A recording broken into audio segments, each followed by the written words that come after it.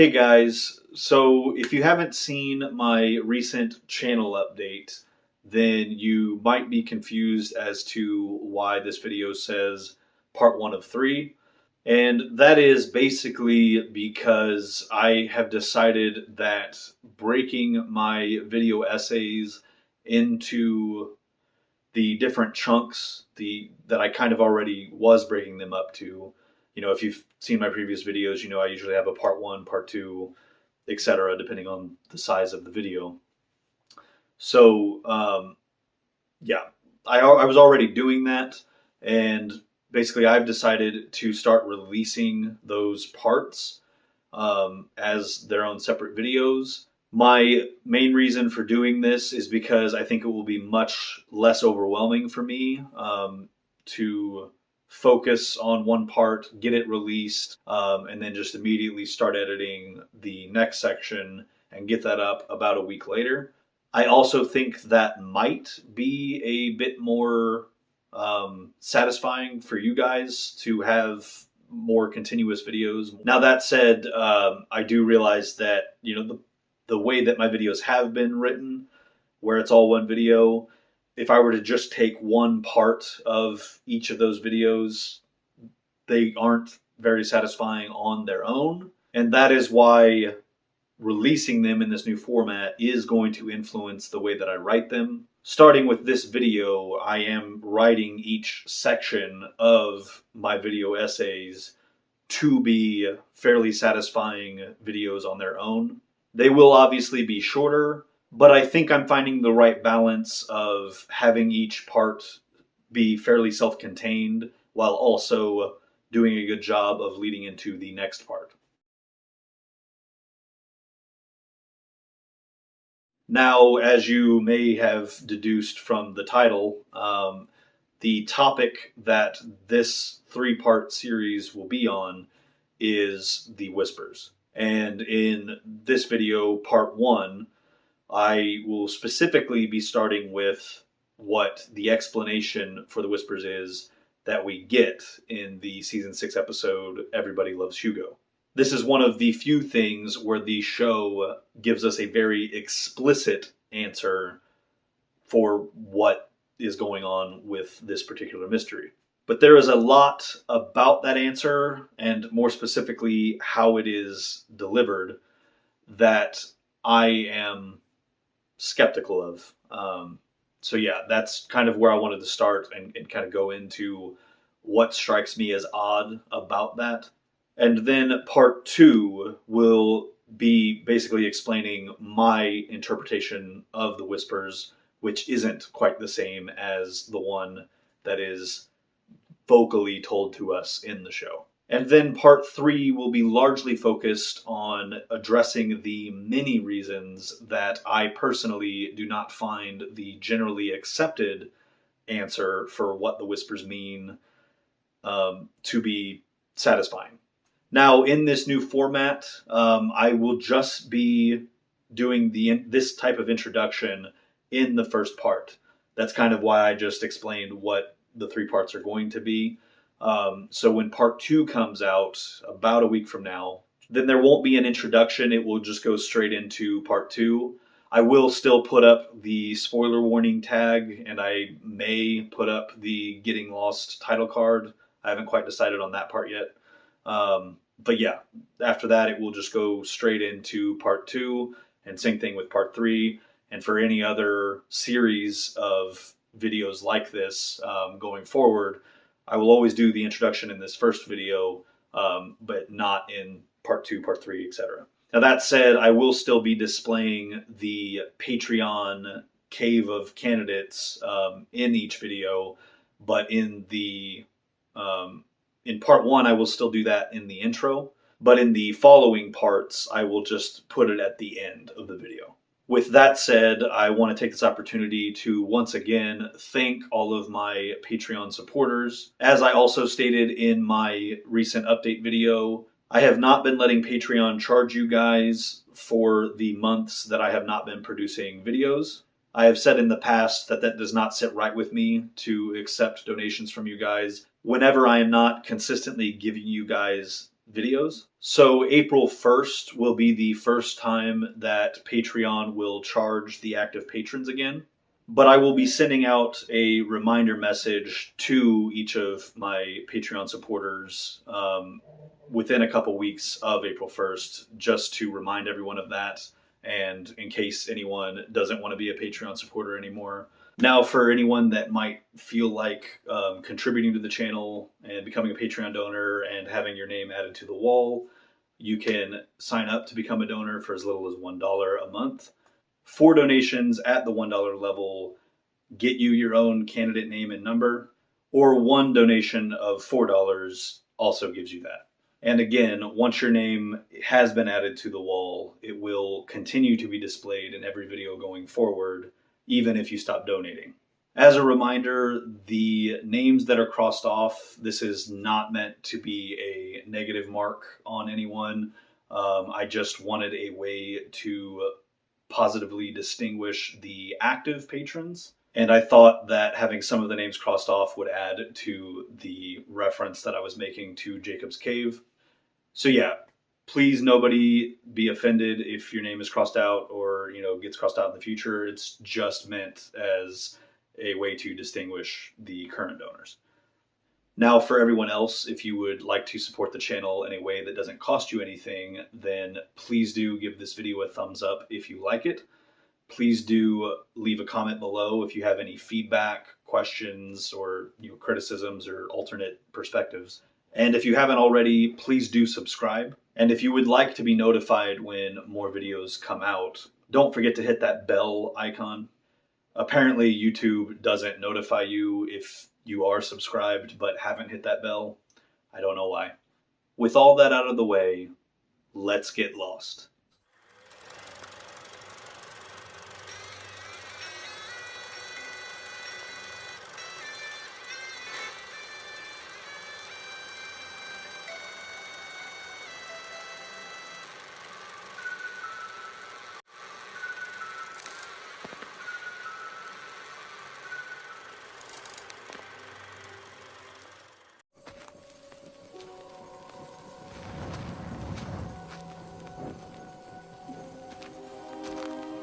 Stuck on the island, aren't you? Because of what I did. And there are others out here like you, aren't there? That's what the whispers are? Yeah. We're the ones who can't move on. While only appearing in 2 scenes of 1 episode, Michael's role in Season 6 of Lost had, for a long time, been one of the most baffling aspects of the show for me. And that is for several reasons. Let's review.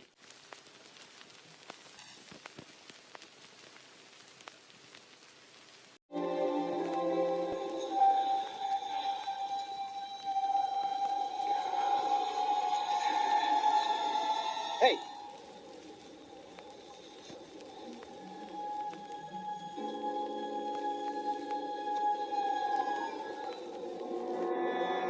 What are you doing here? I'm here to stop you from getting everyone killed.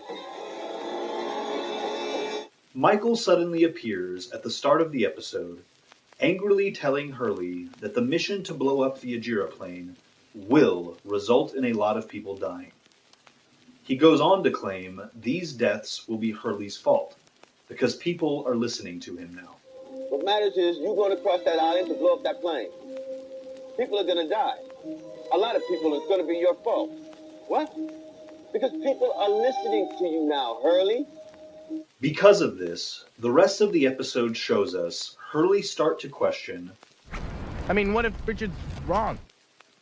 then begin to sabotage Ilana and Richard's plan to acquire dynamite from the Black Rock. He even goes so far as to blow up the ship and all of its explosives.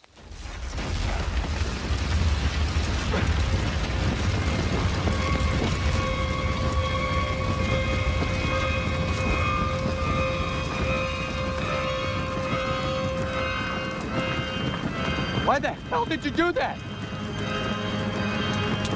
I'm protecting us. When Miles asks him why he did this, Hurley states that Michael told him to. Why'd you do that? Michael told me to. Next, Hurley decides for the group that the best course of action is to go and talk to the Man in Black. I know what we need to do. Really? What's that? We have to go talk to Locke. Are you trying to get us killed? While searching for his camp that night, Hurley admits to Jack that he has no idea how to find it. I have no idea where I'm going.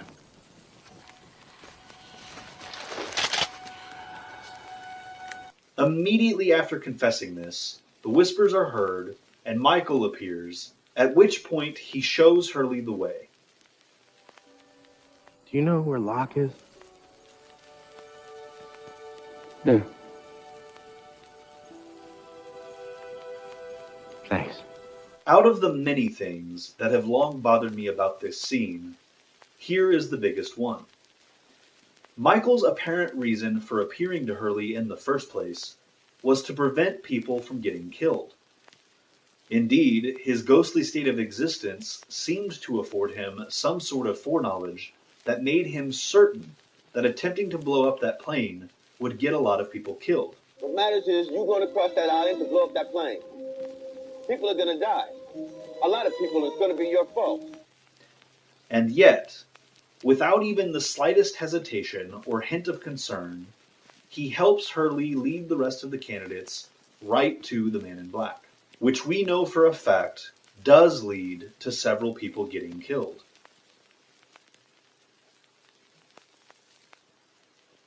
This, of course, raises several questions.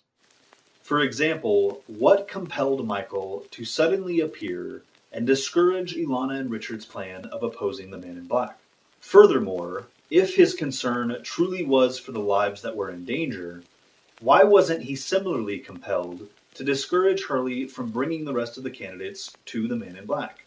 I have long found it beyond suspicious that Michael's interference in this episode so completely and utterly serves the Man in Black's interests. It almost feels like the Man in Black must be behind it somehow. But considering what Ilana told us much earlier in the season about the Man in Black being locked into this one corporeal form, now that Jacob is dead. And what's to stop what they're up against from changing his face? You can't. Not anymore. He's stuck this way. It seems impossible that the Man in Black could have taken Michael's form. Except, as we've spent many of this channel's more recent videos establishing, particularly in the State of Mind video, the Man in Black is also capable of projecting sensory illusions to people that are in mentally vulnerable states. Don't! No! Please! No!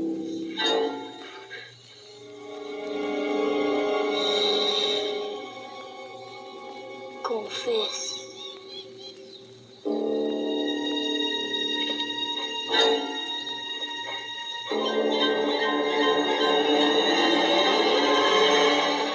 So while the Man in Black, indeed, seems unable to take any other corporeal forms once Jacob is dead, we have no reason to think this separate ability has been diminished.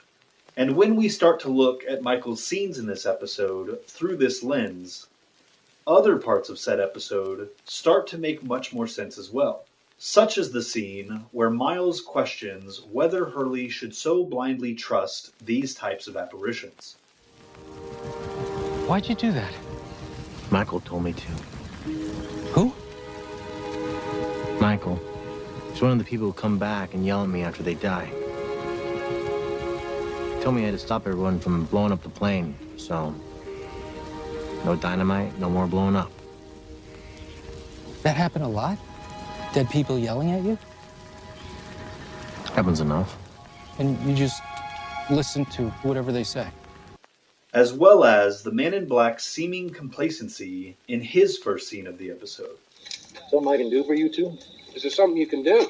How about anything? There's a difference between doing nothing and waiting. So what are we waiting for? You were only able to come back to this island because you all did it together. If we're going to get on that plane and leave, it has to happen the same way. We're waiting for your friends to get here, Kate. Hugo, Son, Jack. That's the only way we're ever getting off this God-forsaken rock. Well, I don't see that happening. Well, let's just hope you're wrong. Taking that scene at face value, it seems odd. The Man in Black's most recent attempt to recruit from Jack's group drastically backfired when Sun hit her head while she was fleeing from him. The idea that he's now just sitting there, hoping they all randomly decide to show up, is quite strange and very out of character for him. I propose that this is not at all what he was doing, and that he indeed was in the process of manipulating Hurley into bringing the rest of the candidates to him. I believe that while Hurley was in his mentally vulnerable, grieving state at Libby's grave, the Man in Black was able to project the form of Michael in order to send Hugo down the path we see him go down in this episode. I even think this recent change of strategy may be why the Man in Black says Hugo's name first when listing to Kate the names of the people they're still waiting on. We're waiting for your friends to get here, Kate. Hugo, Son, Jack. And I also think, later that night, Hurley's anxiety and self-doubt about taking charge of the group made him once again mentally susceptible to the Man in Black projecting this vision of Michael. I didn't see Jacob back there. I just said it because I wanted everyone to listen to me. I know. Why'd you come with me? Maybe I'm supposed to let go. Unless you letting go gets us killed. Going to see Locke was my idea, not Jacob's. I have no idea where I'm going.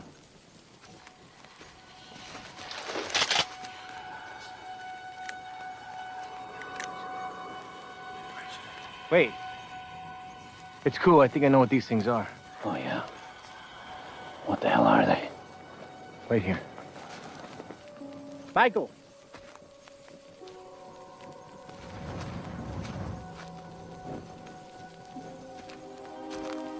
You're stuck on the island, aren't you? Because of what I did. And there are others out here like you, aren't there? That's what the whispers are?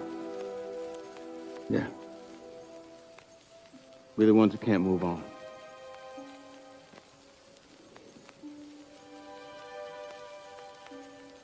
Do you know where Locke is? Yeah. Thanks. Of course, if this interpretation of these events were to be accepted as true, this would mean Hurley's conclusion about the nature of the Whispers, not to mention Michael's confirmation of said conclusion, would be rooted in a false premise. So what then do I propose the Whispers actually are? Well, to be honest, I believe we already had that answer before Season 6 even started. This is what we will be discussing in Part 2. Until then, namaste and good luck.